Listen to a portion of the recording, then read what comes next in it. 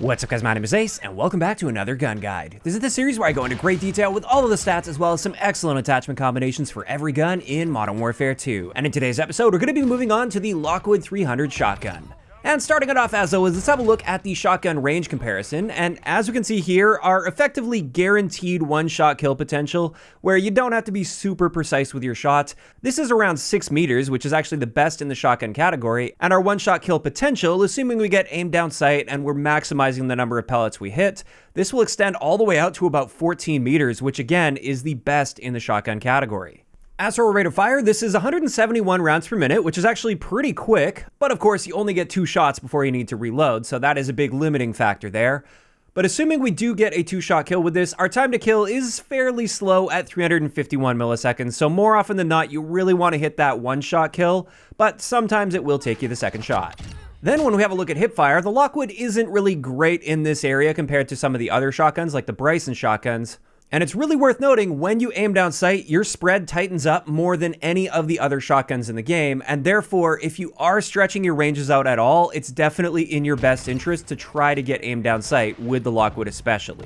And speaking of aiming down sight, our aim down sight time is pretty slow with this at 391 milliseconds. However, our sprint out time is fairly standard for shotguns here at 182 milliseconds for our standard sprint out time and 296 milliseconds for our tactical sprint out time. Then I want to have a look at our reload add time, and with this we have 2 different reloads. First, we have our 1-shell reload, so we've only fired 1 shot and we just want to refill and pop 1 shell back in. This is going to take 1.49 seconds, whereas if we fire both shots and we need to reload both of them, it's now going to take 2.07 seconds.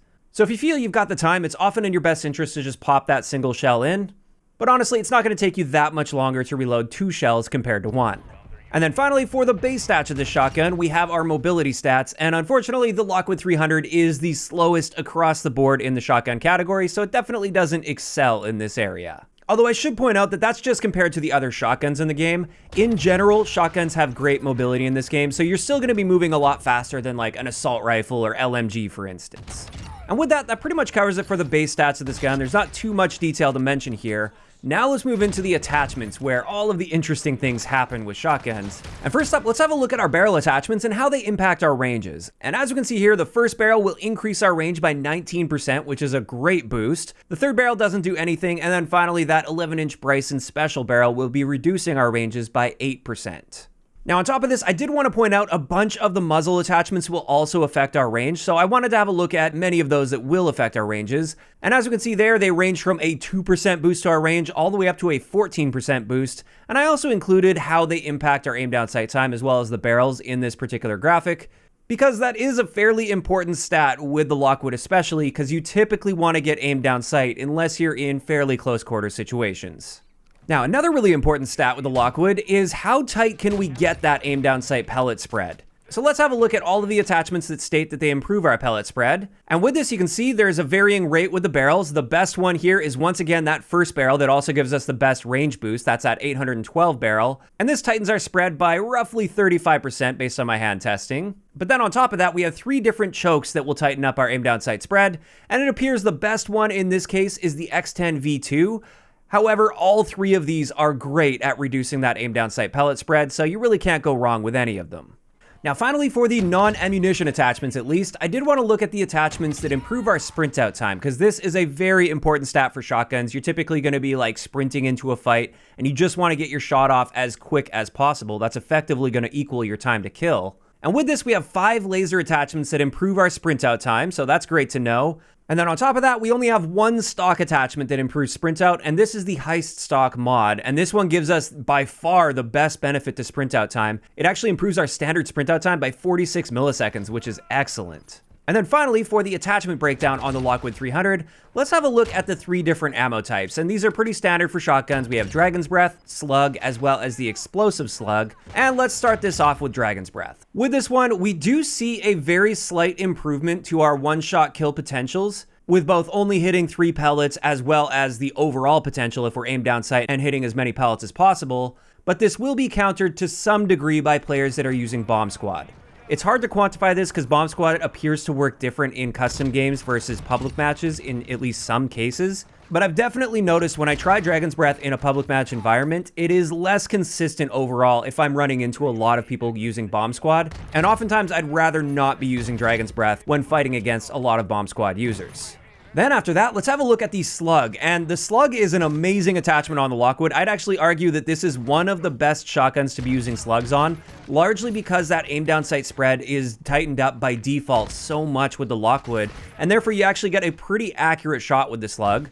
Although, of course, it is worth mentioning there is still some aim down sight spread, and this means the slug that you shoot isn't necessarily going to go exactly where you're aiming. There is some random deviation there, but you can tighten that up with those attachments that improve our pellet spread. That also improves our slug spread. But with this one, we can get a one-shot kill anywhere in the body aside from the legs, out to about 3.5 meters or so. Then our one-shot kill potential anywhere in the torso will extend out to about 13 meters.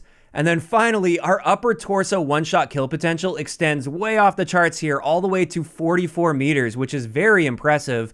And then anything beyond 44 meters will have to be a head or neck shot if you want a one-shot kill. So overall, slugs have a lot of power potential on the Lockwood 300, and I really enjoy using slugs for a change of pace on this. However, we also have explosive slugs. And just like with the KV broadside, the explosive slugs will technically improve all of our range values compared to the standard slug. However, the big problem with this is it's impossible to get a one-shot kill on a full health enemy that's using Bomb Squad if you're using explosive slugs. Even with a point-blank headshot, you're just going to get a hit marker.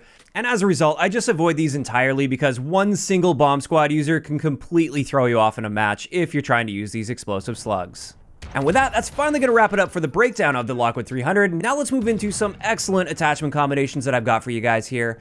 And the first one I've got is just my all-arounder. This is the one that I will go to most of the time with the Lockwood 300. And with this, we're using the Heist Stock mod, the VLK Laser 7mW, because not only does that help with Sprintout Time, it also helps with aim down sight time. And if I start to stretch my range out at all, I want to make sure I'm getting that faster aim down sight time. We also have that first barrel that gives us the biggest range boost as well as the tightest pellet spread. The X10 V2 choke for an even tighter pellet spread, and then finally, I threw the Cronin Groove Shot grip on this. I do consider that particular one to be sort of a freebie attachment on this setup, so if you want to take that off and use like Dragon's Breath instead, go for it. This last attachment is more of a floater than anything. But with this particular setup, you can see a very significantly improved aim down sight pellet spread, which is great if you're trying to stretch those ranges out and still get a one-shot kill. And speaking of our one-shot kill potential, our consistent one-shot kill where you just have to land 3 pellets is 7.2 meters, which is great. And our one-shot kill potential is 17.3 meters if you get aim down sight. And that's incredible for a shotgun in this game.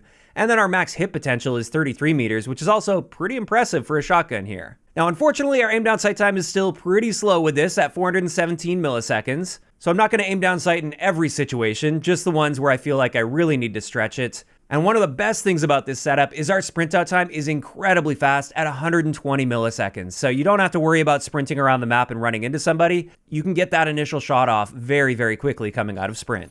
So that's the first one, and like I said, that's sort of my go-to if I just want to use the Lockwood as a regular shotgun. However, I also really like using the Lockwood with slugs for a change of pace. And this is a slug build that I personally really enjoy. You really want to treat this more like a sniper rifle than anything. It does have quite a slow aim down sight time at about 600 milliseconds, but that is manageable if you are treating this more like a sniper rifle. And when it comes to our attachments, we've obviously got the 12 gauge slug. We've got the second DB107 suppressor to maximize our range potential. We once again have that 812 barrel, the one that gives us the best range boost possible. The VLK Laser 7mW, and for the optic, I personally lean toward the Corio CQC scope on this particular build. There's just something about the reticle and everything that I enjoy with this, and therefore that's what I like using, but of course that one does come down to preference, so feel free to swap that out if you want a different optic on this. And you'll also notice I did do a bit of tuning on this as well, mainly to improve our aim down sight speed a bit, because without that tuning, our aim down sight speed is even slower, and we really don't want that.